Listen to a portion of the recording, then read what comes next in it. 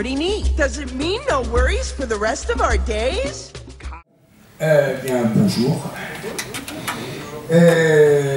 Mon intervention, enfin du moins le cahier des charges qu'on m'a donné est sans doute moins excitant que la précédente intervention qui était très illustrée par tous ces extraits musicaux. Moi, il n'y aura pas d'extraits musicaux, puisque mon cahier des charges, je vais vous parler plutôt de business, c'est-à-dire en fait quels sont les différents modèles, on peut dire, économiques en matière de comédie musicale ou de musical, puisque la terminologie est pas toujours très arrêtée, on va dire. Donc, oui, on va parler un peu gros sous, et en fait, on va voir qu'il y a, comme je dis, donc, des modèles très contrastés en réalité. Les modèles très contrastés, on peut en fait en définir trois, plus un modèle hybride, donc presque quatre en fait, qui relèvent de logiques économiques fondamentalement différentes et qui donnent aussi évidemment des spectacles tout à fait différents. En France, on a eu très longtemps, on a eu des tentatives d'implantation de la comédie musicale dans la foulée de la disparition, de la quasi-disparition de l'opérette, qui était quand même l'ancêtre de la comédie musicale. Donc on se rappelle effectivement Starmania, et puis d'autres qui ont suivi, bien entendu. Et en fait, ce n'est que récemment que les comédies musicales ont vraiment pris leur place dans le paysage français, à partir en fait du milieu des années 2000, avec leur achat par Stage en 2005 donc, de Mogador, la nomination aussi de Jean-Luc Choplin au Châtelet, qui a été aussi, sans aucun doute, un tournant en termes de reconnaissance institutionnelle du genre, et ce par rapport au milieu très fermé du lyrique tout court. Et depuis, le nombre effectivement de comédies musicales, de musicals comme on les appelle, a explosé, et aujourd'hui donc on voit effectivement une multitude de spectacles allant de toute petite forme à de grandes formes qui n'ont pas la même logique économique, puisque entre Stage et ce qu'on peut voir, par exemple, au Palais des Congrès, on est dans des logiques économiques complètement différentes. Alors, quels sont ces modèles de contraste? D'abord, je vais tout de suite évacuer, du moins pas consacrer beaucoup de temps, au modèle de ce qu'on pourrait appeler le théâtre musical, qui est en fait extrêmement proche dans son fonctionnement des compagnies de théâtre classiques, tout court.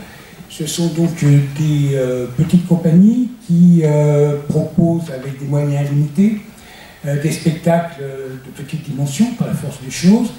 Ce sont des compagnies qui courent après les subventions, qui sont assez difficiles à obtenir, surtout par les temps qui courent, mais ça a toujours été difficile à obtenir pour ce type de spectacle, dans la mesure où on n'est pas effectivement dans un genre établi sur le plan artistique, reconnu historiquement, et ce n'est pas toujours facile d'obtenir des subventions des pouvoirs publics donc pour ce type de spectacle. Ça, c'est le premier modèle, donc, qui est un modèle classique du spectacle vivant en France, à savoir, oui, le spectacle vivant égale déficit, quasi obligatoire, donc forcément a besoin de subventions, de financement public, et on tire le diable par la queue, donc en usant de toutes les ficelles que l'on peut utiliser. Donc ça, c'est le premier modèle qui ne concerne que des spectacles de petite taille, éventuellement moyenne taille, mais pas les grandes machines. Ensuite, il y a un modèle très français, qui est celui de la grosse comédie musicale à la française, on peut l'appeler ainsi. Ce sont ces grands spectacles que l'on connaît déjà depuis un certain nombre d'années, et qui sont donnés effectivement dans des lieux comme le Palais des Congrès, le Palais des Sports, ce type donc de grandes salles qui ne sont pas véritablement des salles de spectacle. Ce sera une grande différence par rapport au modèle anglo-saxon. La grande comédie musicale à la française a un modèle économique très particulier. En effet, ce modèle économique repose, et ça pose évidemment question quant à son avenir, repose avant tout sur quoi? Sur l'enregistrement, c'est-à-dire en fait sur les chansons. donc sur le disque ou éventuellement aujourd'hui en téléchargement payant, mais repose avant tout sur le disque. La comédie musicale à la française, c'est d'abord un ensemble de chansons, plus ou moins déconnectées d'ailleurs de la trame dramatique. On peut avoir des chansons totalement autonomes, et de toute façon, elles sont conçues comme telles. Et effectivement, tout le management de ce type de comédie musicale repose sur l'audiovisuel.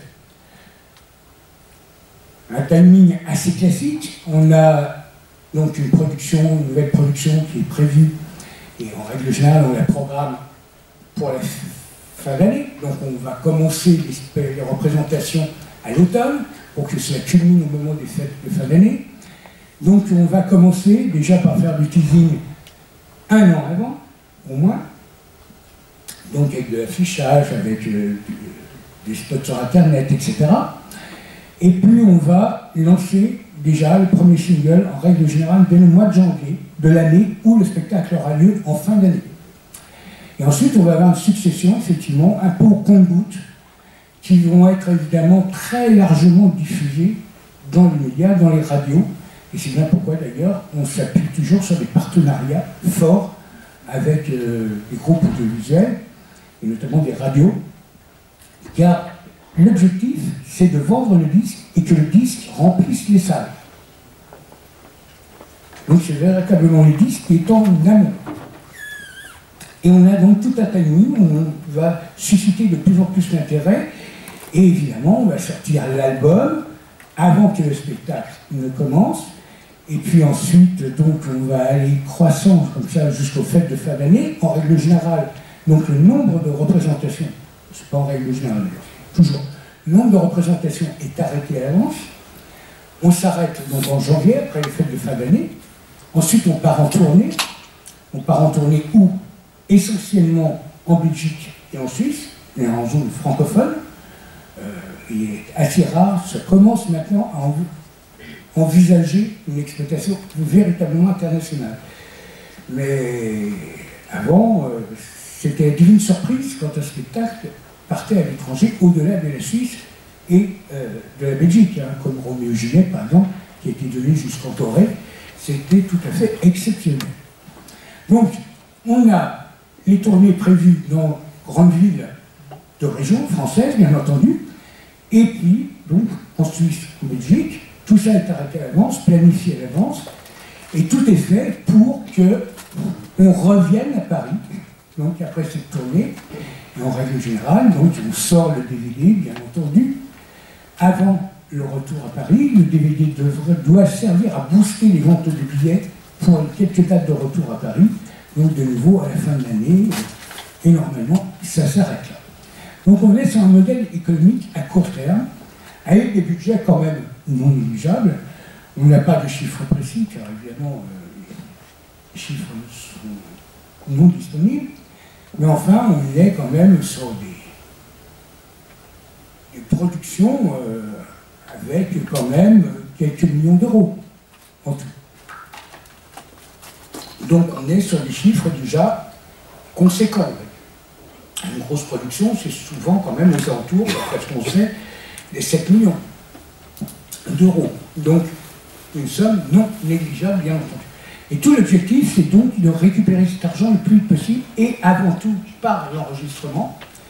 Et les spectacles, finalement, c'est presque, je ne dirais pas la solution bientôt, mais encore une fois, c'est le disque qui aura vendu les places, et non pas l'inverse. Ça, c'est un modèle typiquement franco-français, qui n'a strictement rien à voir avec le modèle de comédie musicale anglo-saxon. Alors, qu'est-ce qu'on a comme modèle, que ce soit à Broadway ou au West End à Londres?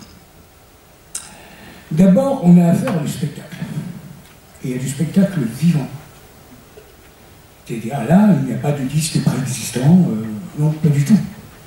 On a affaire à du spectacle vivant. On a affaire à du spectacle vivant, ça veut dire qu'il y a une grande importance accordée avant tout au livret, à l'histoire fondamentale, alors que la comédie musicale à la française, c'est d'abord des chansons. Les chansons, les songs, pour une comédie musicale anglo-saxonne, elles font partie de l'action. Elles font bouger l'action. En France, en règle générale, ce sont des parenthèses, encore une fois, souvent totalement autonomes. On peut complètement sortir une chanson de son contexte, ça ne change rien à quoi que ce soit. Donc, le livret. L'importance de la danse également, bien entendu. La musique, un orchestre live, bien entendu. Jouer avec une bande, c'est quand même une hérésie pour les anglo-saxons. Et puis ensuite, donc, oui, c'est du spectacle, on est dans l'écrin d'un théâtre, d'un vrai théâtre. Pas un palais du congrès, pas un palais des sports. C'est un vrai théâtre, avec du velours, avec un grand rideau à l'ancienne, parce que ça fait partie de l'expérience du spectateur que d'être dans ce lieu un peu sacré, qui a une aura, qui est celle du spectacle vivant et du théâtre classique, à l'ancienne. Tout ça, ce sont les ingrédients fondamentaux du spectacle anglo-saxon. Le modèle économique, quel est-il? D'abord, les sommes n'ont rien à voir avec la France, à tout point de vue. Une comédie musicale à Broadway, c'est un budget plus important que ce qu'on peut voir en France. C'est classiquement, on est plutôt aujourd'hui aux alentours en moyenne des 20 millions de dollars. Ensuite, il y a un principe, je l'ai dit tout à l'heure, pour les comédies musicales françaises, c'est que les dates sont prévues à l'avance. Et donc, l'exploitation, la durée d'exploitation est déterminée à l'avance. On sait qu'à telle date, on quitte le palais des sports, on s'en va ensuite en tournée. Le principe à Broadway, c'est ce qu'on appelle l'open hand, c'est-à-dire qu'il n'y a pas de fin programmée. On joue tant qu'il y a du public. Et l'objectif, c'est évidemment de jouer le plus longtemps possible, car évidemment, une fois qu'on a récupéré l'investissement, c'est là où on gagne de l'argent. Et on peut en gagner beaucoup. On peut en perdre aussi, bien entendu, rien n'est gagné d'avance. Mais on peut gagner beaucoup d'argent, comme on va le voir. Donc ce principe, c'est qu'effectivement, il n'y a pas de fin programmée. Ensuite, quelle est la logique? La logique est simple, c'est de jouer donc le plus longtemps possible et de récupérer la mise, en premier lieu, bien entendu. Et pour cela, on va jouer. On va jouer 8 fois. À Bordeaux, on joue 8 fois, même fin d'année, même plus, 8 fois par semaine. Ça veut dire des doubles distributions, bien entendu, en alternance. C'est tout un management que je sais très bien faire stage à Paris, puisque vous fonctionnez sur le principe anglo-saxon.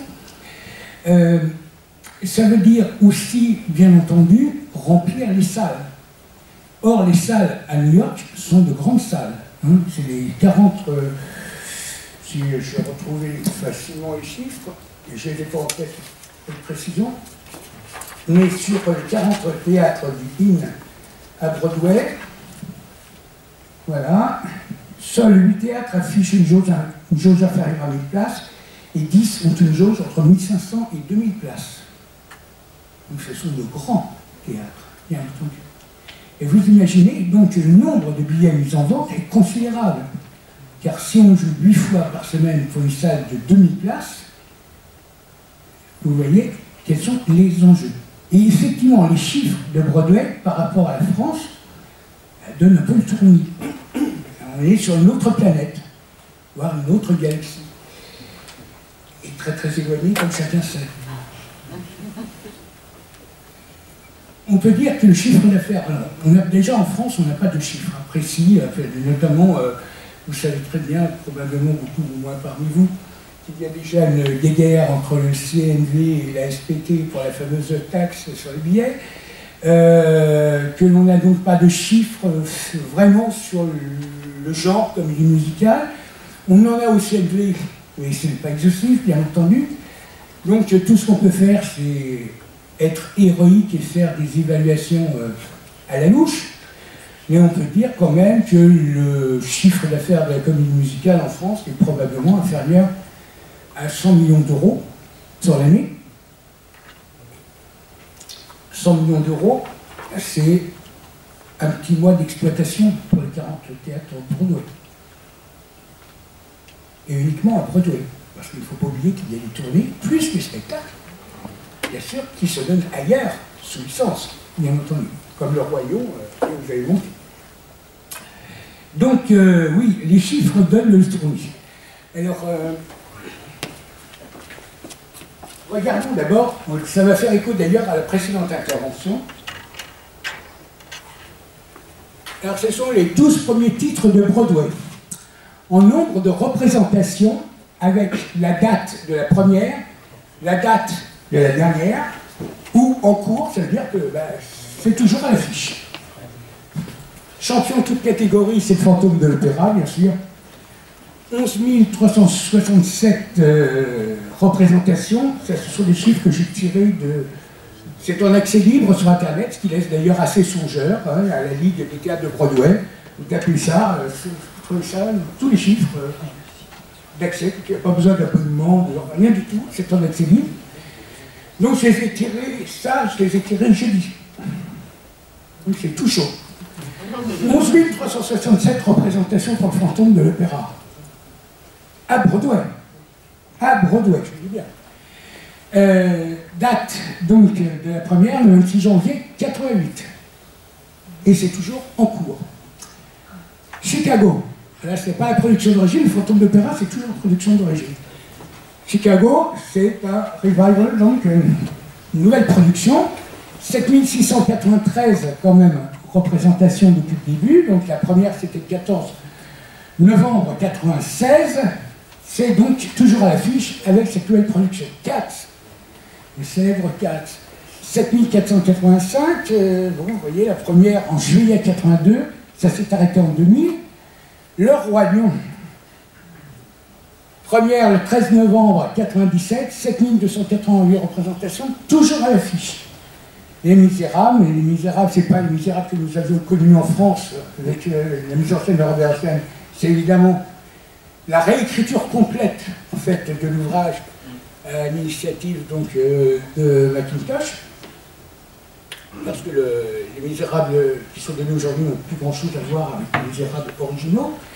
Là, on a affaire à un vrai musical conversation, donc près de 7000 représentations, vous voyez, et vous savez, notamment, regardez, Week-end, dont je vais reparler tout de suite, 4819 représentations, 2003, et c'est toujours à l'affiche. Vous voyez qu'il y a des spectacles qui ont la peau dure, en quelque sorte, et qui vivent, qui ont des durées de vie extrêmement longues. Or, il n'est pas exceptionnel qu'on récupère la mise la première année.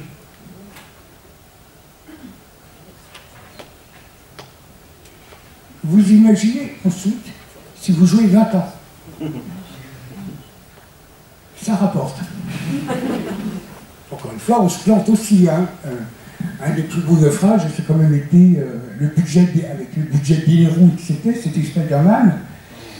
C'était plus 63 millions de dollars, je crois, d'investissement, un truc complètement délirant. C'était Live Nation qui était le producteur. Et puis Spider-Man n'est plus à l'affiche. Donc, ils n'ont certainement pas récupéré la mise.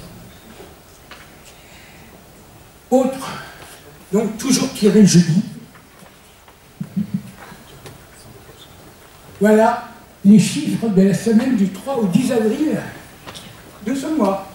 Parce qu'on a des chiffres hyper récents. Semaine par semaine. Théâtre par théâtre, spectacle par spectacle. Plus grosse recette de la semaine, 2 millions de dollars. Enfin, 1 987 000.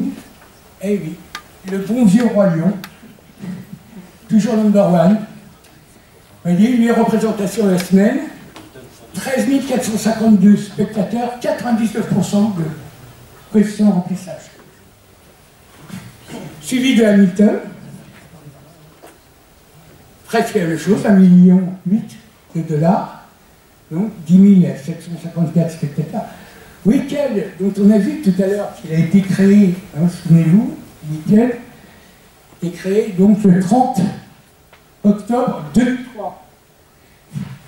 Et bien, Week-end, c'est encore la troisième recette de la semaine. 1 667 000 dollars, 14 000 spectateurs, 98% de remplissage. Hamilton, c'était 102%.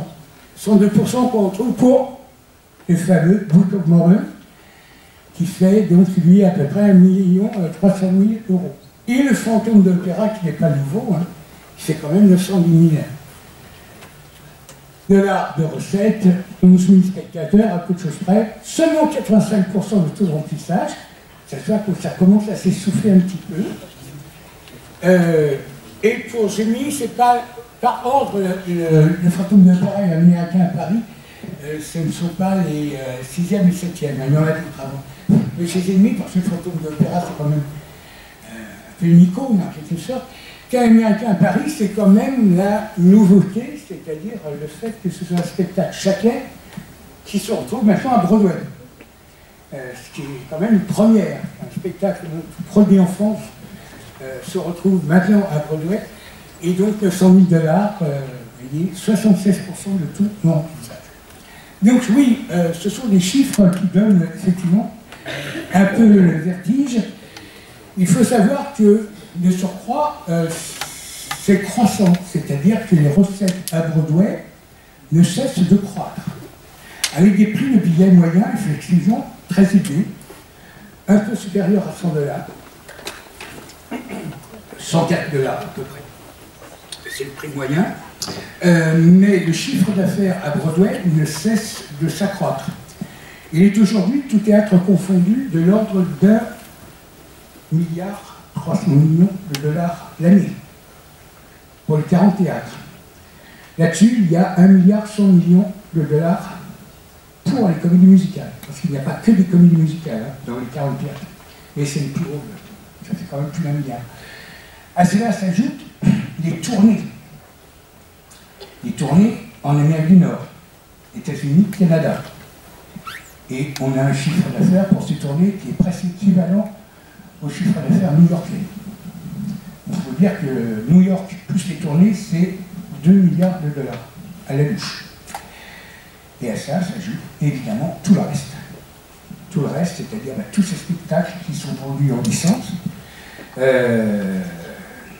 avec des licences de différents niveaux. Mais par exemple, Le Roi Lion, c'était une licence de première catégorie, un second charron, si je me trompe. Donc un spectacle effectivement conforme à l'original, d'ailleurs contrôlé, très contrôlé par Disney, puisque le moindre flyer même devait être validé par Disney. Donc tout le reste, ça va de soi. Si le flyer doit être validé, ça va de soi que le reste l'est.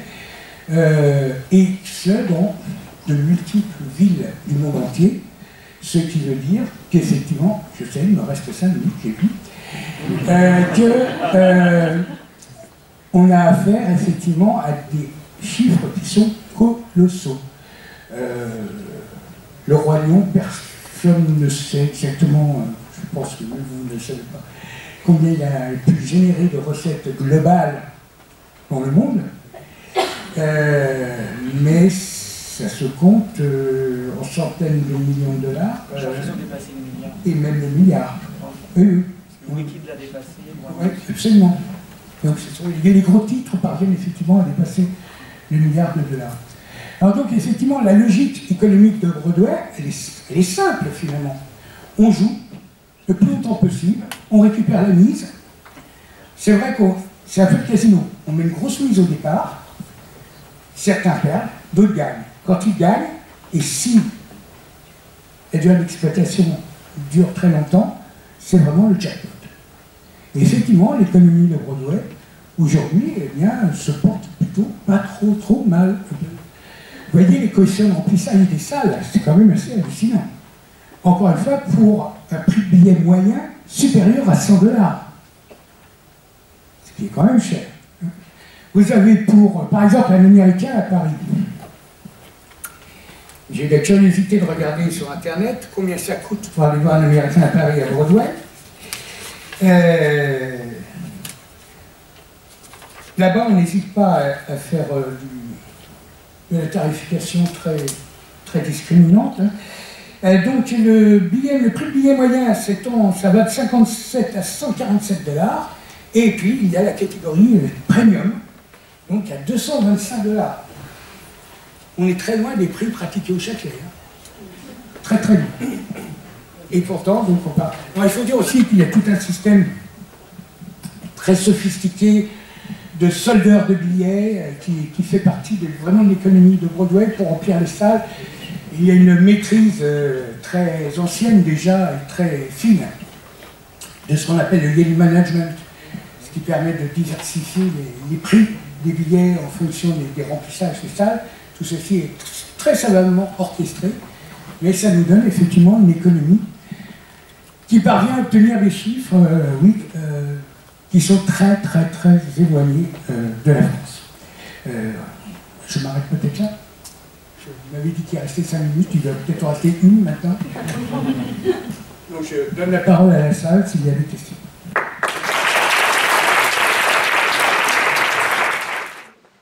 Les deux? Oui, j'ai oublié, j'avais annoncé qu'il y avait 3 modèles plus un quatrième, un modèle hybride, et je n'ai pas précisé c'était quel hybride. En fait, l'hybride, c'est le Châtelet.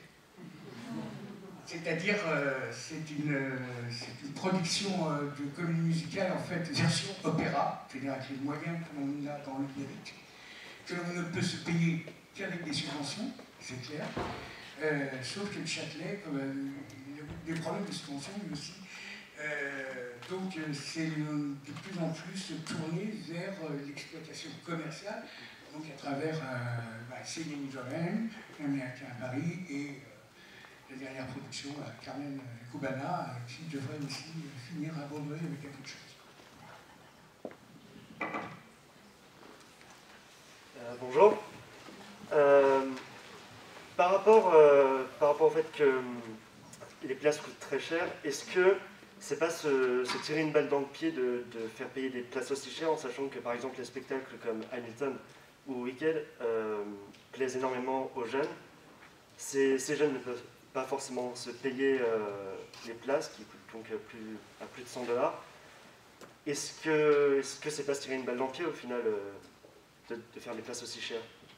Le public va finalement peut-être se réduire. Pour l'instant, il ne se réduit pas. Pour l'instant, il ne se réduit pas. Ensuite, comme je le disais, on n'a pas le temps d'entrer dans les détails, mais il y a une politique commerciale quand même extraordinairement assouplie. Les tailles sont très élevées, c'est vrai, mais comme je le disais, il y a aussi toute une organisation de soldeurs de billets qui permet d'obtenir des billets moins chers, nettement moins chers. Puis il y a tout vraiment une politique tarifaire extrêmement complexe et très fine. Alors cela dit, oui, jusqu'où les publics sont-ils prêts à payer? Ça c'est la fameuse question du consentement à payer que se posent toutes les salles de spectacle. C'est évident, hein, bien entendu. Mais pour l'instant, le public est au rendez-vous. Il n'a pas décru. Au contraire, il ne cesse de s'accroître, malgré ses prix. Une question par rapport à Broadway. Londres, c'est un peu entre les deux. Non. En même temps, ça explique. Non. C'est comme Broadway. Exactement pareil. Le chiffre d'affaires sur Londres est même supérieur, mais là aussi, c'est bon, l'association des théâtres du West End Salt, c'est plus large, hein, parce que dans le quartier, il y a notamment Covent Garden, l'opéra de Londres. Donc là aussi, c'est pas toujours facile de retrouver ces titres dans le chiffre, mais c'est au moins l'équivalent de Broadway pour les comédies musicales, voire même un peu plus. D'abord, ils jouent un peu plus Londres que New York, en nombre de représentations. Non, ce sont vraiment deux économies comparables. Il y a vraiment un modèle américain, britannique, anglo-saxon, pour faire vite, qui a vraiment toutes ses particularités spécifiques. Et c'est comme... Moi, j'avais deux questions, mais elles se rejoignent assez. Par exemple, en parlant de Miss Saigon, qui a très bien fonctionné à Londres, je crois qu'ils ont remboursé leurs frais en quelques mois. Ils l'ont arrêté assez rapidement pour le jouer à Broadway, là, en 2017, je crois. Et il y avait aussi cette question sur le Châtelet, un Américain à Paris. Si c'est parti à Broadway, c'est que ça devait être très bien et très bien fonctionner. Alors pourquoi arrêter des comédies musicales dans le West End ou alors à Paris pour les envoyer à Broadway, si Broadway c'est un peu l'équivalent, pour le Châtelet, c'est très logique, parce que le Châtelet est un théâtre qui fonctionne comme un théâtre normal, subventionné, je dirais, théâtre lyrique, même si Chopin a su lui conférer une image comédie musicale. Donc il y a un nombre de représentations tout à fait limité, parce qu'il y a une programmation, c'est totalement rigide. Pour Miss Saigon, bon, c'est c'est une production Macintosh qui, sans doute, si je ne m'abuse. Là, je ne sais pas, là, c'est sans doute pas un problème de management propre au groupe Macintosh. J'avoue que je ne sais pas. Mais le principe à Londres, comme à New York, c'est effectivement de jouer tant qu'on a du public. Mais alors après, pour un Américain à Paris, on n'est pas forcément attaché au Châtelet. Pourquoi ne pas louer une salle, enfin, je le louer dans une autre salle à Paris? Non, mais c'est une production du Châtelet. Ah, il n'en fait pas du tout. C'est une production du Châtelet. Et le Châtelet n'a pas vocation, et puis de toute façon, trouver un autre théâtre.